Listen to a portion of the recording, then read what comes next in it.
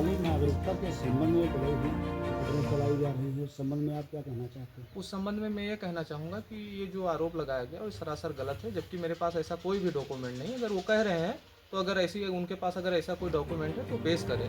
इसके खिलाफ मैंने पुलिस अधीक्षक महोदय बहरे जी को एक प्रार्थना पत्र भी दे दिया है कि अगर मेरे खिलाफ ये जो गलत खबरें चलाई जा रही हैं इसको बंद कराई जाए और उनके ऊपर आवश्यक कार्रवाई की जाए। चौकी इंचार्ज को रिश्वत देने के भी संबंध में कोई मामले सुनने में आ रहे हैं?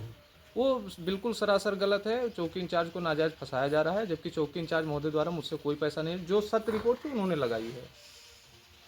और भी कुछ खबरें आ रही हैं, माफिया बोला भी गया है कि लोगों के ऊपर आप आरोप लगा रहे हैं। जैसे मेरे गांव में ग्राम पंचायत में 2700 की आबादी है, जिसमें से सबके पक्ष और विपक्ष होते हैं। 2-4 लोगों के कहने से कोई भू माफिया नहीं हो जाता। अगर जिसको खबर ऐसी चलानी थी तो डोर टू डोर जाकर संपर्क करना चाहिए था, लोगों से संपर्क करना चाहिए था, फिर ऐसी बात बोलनी चाहिए थी।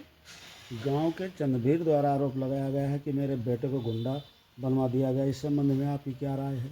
इस संबंध में मुझे यही कहना है कि उनके ऊपर आज तक जितने भी मुकदमे उनके बेटे के ऊपर या उनके परिवार के ऊपर कोई भी मुकदमे हैं उसकी कापी निकलवा ली जाए। अगर उसमें कहीं भी मेरा वादी में गवाह में अगर किसी चीज़ में मेरा नाम आता है तो फिर मैं उस चीज़ का अपराधी हूँ। लेकिन जब मेरे द्वारा कोई भी मामला ही नहीं लिखवाया गया है फिर वो मुझे मतलब गलत आरोप मेरे ऊपर लगा रहे हैं।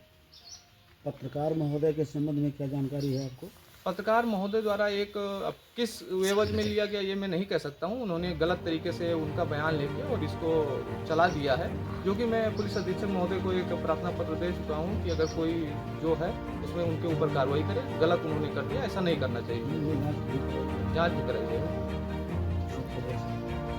जो बातें सत्य हैं वही चलाई जाएँ और जो असत्य हैं उनको तुरंत उस पर क्षमा मांगनी चाहिए और ऐसी गलत खबरें ना फैलाई जाए मेरे बारे में। मैं यही निवेदन करना चाहूँगा। इस खबर चलने पे आपको बड़ा ही कष्ट हुआ है? बहुत कष्ट हुआ, मेरे मान सम्मान का हनन हुआ। अगर यही बात अगर मेरे वहाँ नेपाल तक जाती है, अगर मेरी नौकरी भी छूट जाती है तो उसमें मुझे जो मेरा हक है वो मुझे कौन दिलाएगा। इसीलिए मैं ये मांग करता हूँ कि उनके ऊपर मेरे मान सम्मान का जो हनन हुआ उनको मुझसे माफ़ी मांगनी चाहिए और उसको सोशल मीडिया पर एक उनको वीडियो चलाना चाहिए कि मैंने गलत किया है।